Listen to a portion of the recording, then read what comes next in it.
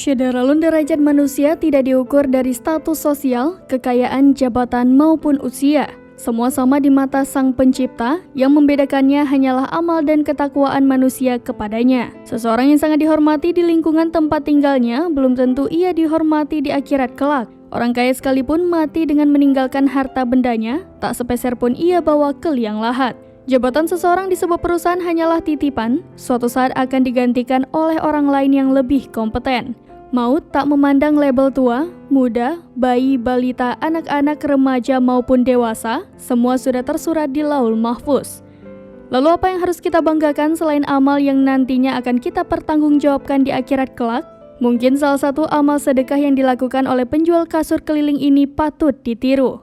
Sedekah yang merupakan amal jariah yang pahalanya tak putus selama benda yang disedekahkan bermanfaat dan berguna bagi orang lain. Terekam CCTV di salah satu masjid di daerah Sumatera Utara, seorang penjual kasur meletakkan keset kaki di teras masjid tersebut. Diduga kejadian tersebut terjadi di Masjid Al-Ikhlas, Dusun Asih, Desa Sudirejo, Sumatera Utara.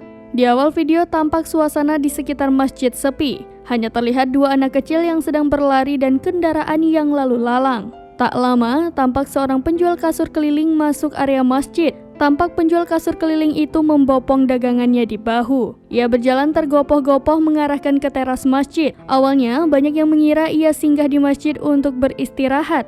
Namun tak disangka, ia singgah hanya sekedar untuk meletakkan keset kaki di teras masjid. Setelah melakukan hal tersebut, ia membopong dagangannya ke bahu kembali, kemudian melanjutkan pekerjaannya sebagai penjual kasur keliling. Banyak yang terenyuh melihat cuplikan rekaman CCTV yang diunggah oleh akun Instagram @kabarnegri ini.